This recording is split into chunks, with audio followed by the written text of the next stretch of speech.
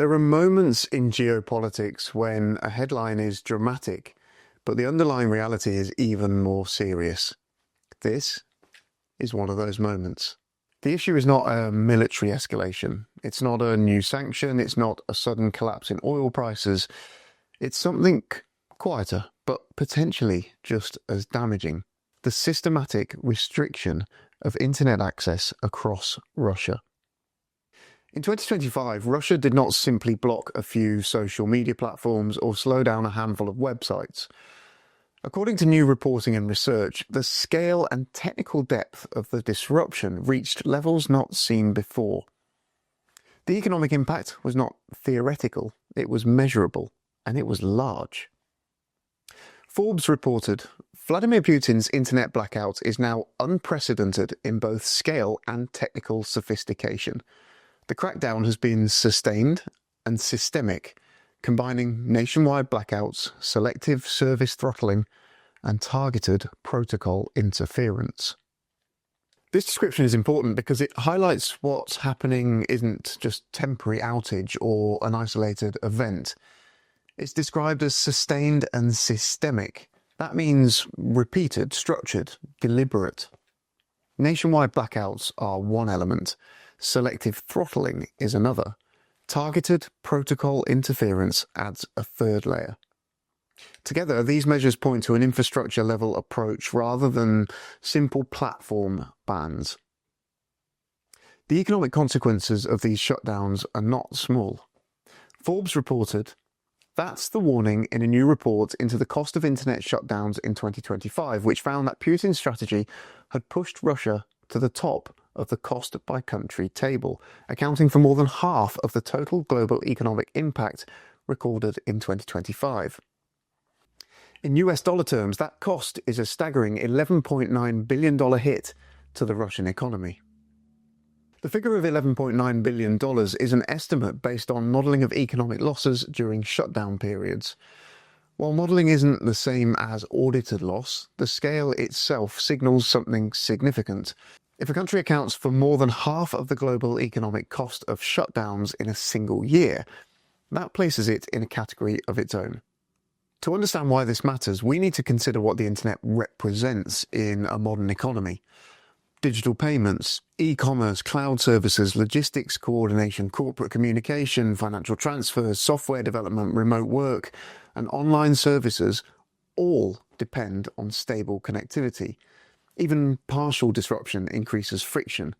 Businesses lose sales, transactions fail, communication slows, productivity falls. When shutdowns are repeated and widespread, the cumulative impact builds. This isn't about inconvenience, it's about structural inefficiency introduced into the economic system. The methods used to implement these shutdowns are also significant, and they're not always obvious. The report cited by Forbes highlights a specific tactic. Forbes reported Top 10 VPN, which published the report, says that a particularly notable Russian tactic was the so-called 16 kilobyte curtain, which throttled access to Cloudflare-hosted and other Western websites by allowing only the first 16 kilobytes of data to load. While not a full blackout, this rendered most modern web services effectively unusable, creating widespread disruption while preserving the appearance of partial connectivity. This is a technical strategy that allows authorities to avoid the visibility of a full shutdown while still limiting functionality. Websites appear to load but just don't function properly. Services stall, applications fail to complete requests. This blurs the line between outage and censorship. This approach connects to a broader strategic objective. Forbes reported, because Cloudflare underpins a substantial share of Western web infrastructure and online services, this new report says targeting it in this way marked another concrete step toward Russia's vision of a sovereign RUNET. The concept of a sovereign RUNET has been discussed for years. It involves creating a national internet framework that can operate independently from the global internet. By targeting infrastructure providers such as Cloudflare, authorities reduce reliance on Western systems and strengthen domestic control mechanisms. The more technical and precise these tools become, the more sustainable they are from a governance perspective. This is not occurring in isolation. Other countries have used shutdowns in response to protests, elections, or political instability. Iran is one recent example. Forbes reported Simon Migliano, who compiled the top 10 VPN shutdown report, told me Iran's current nationwide blackout is a blunt instrument intended to crush dissent, starkly different from the sophisticated, slow-burn digital censorship we're seeing in Russia. This comparison is useful because it distinguishes between two models. One is a sudden total blackout, the other is a persistent layered restriction strategy. The Russian model, according to the report, emphasizes technical precision and sustainability rather than immediate total shutdown. The cost dimension remains central.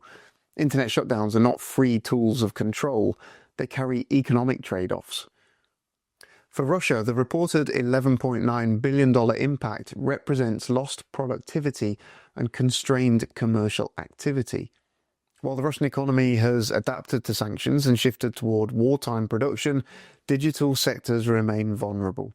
Tech companies, startups, small businesses, online retailers, and service providers are directly exposed to connectivity instability. Even large enterprises depend on global infrastructure for cloud computing, data storage, and communications. The geopolitical implications are also notable. A country that moves toward digital isolation reduces its exposure to external information flows, but also reduces its integration into global commerce. This can deter foreign investment, it can complicate cross-border trade, it can increase operational costs for multinational firms operating domestically. Over time, this contributes to economic divergence between more open digital economies and more restricted ones. The article also references how shutdown dynamics may evolve elsewhere. Forbes reported, per The Guardian, there may be some censorship innovation in Iran that would seem more befitting of Russia's usual approach. Based on external evidence, experts believe the Iranian government has whitelisted some sites, allowing some officials and institutions to continue to access the internet. Whitelisting specific sites introduces selective access.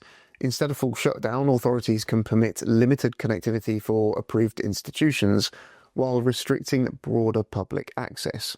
This model mirrors aspects of controlled digital sovereignty strategies. Another dimension mentioned in the reporting involves battlefield adaptation. Forbes reported, per the Daily Telegraph, Russian military units have installed Starlink terminals on horses in an effort to increase internet coverage on the battlefield. In the latest use of animals on the front line, footage shows the small satellite dishes, which provide broadband access, strapped onto horse saddles, giving troops reliable internet access in remote areas. This detail illustrates an interesting contradiction. While domestic civilian internet access faces restrictions, military units seek enhanced connectivity using foreign-deployed satellite systems. Connectivity is recognized as strategically essential in modern warfare. Drone operations, reconnaissance, and coordination depend on data links. This underlines the reality that digital access is not optional in modern statecraft. The broader context is that internet governance has become a core element of national power. States increasingly view control over digital infrastructure as a security issue. However, control carries costs. Economic models depend on information flows. Restricting those flows affects efficiency and growth. In Russia's case, the 2025 shutdown activity reportedly placed it at the top of the global cost rankings. That distinction is not symbolic. It reflects the volume and duration of disruptions recorded. It's also important to acknowledge that the $11.9 billion figure is derived from modelling. It estimates GDP impact during shutdown hours. While such modelling has limitations, it provides a directional sense of magnitude. When combined with documented hours of disruption and technical interventions, the scale appears consistent with a significant economic burden. From a policy standpoint, the trade-off is clear. Information control may strengthen short-term political management. Infrastructure-level censorship may reduce external influence, but repeated disruption imposes drag on economic performance. For an economy already navigating sanctions, defense spending pressures, and constrained trade relationships, additional friction compounds existing challenges. The term Russia shut down is not hyperbole in the sense of total isolation. The country remains connected, trade continues, domestic digital platforms operate, but the pattern described in the reporting indicates a partial and strategic narrowing of digital openness. It's not a switch flipped once, it's a system adjusted repeatedly. Nationwide blackouts, selective throttling, protocol interference, and infrastructure targeting together form a coordinated strategy. The long-term effects depend on persistence. If such measures become permanent features of the digital environment, businesses will adapt. Some will localize infrastructure, others will exit. Domestic alternatives may grow. However, adaptation often comes at cost.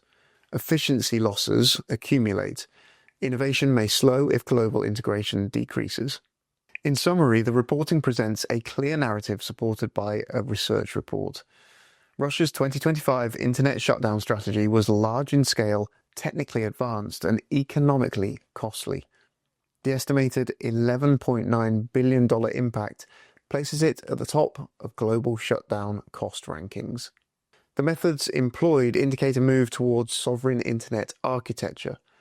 Comparisons with Iran highlight differences in sophistication. Military reliance on satellite connectivity underscores the strategic necessity of digital access. The core issue is not simply censorship, it's the economic implication of sustained digital restriction in a modern interconnected economy. When connectivity becomes conditional, economic activity becomes constrained. When constraints multiply, costs rise. According to the cited research, those costs reached billions in a single year. That's the reality behind the headline. Russia shut down.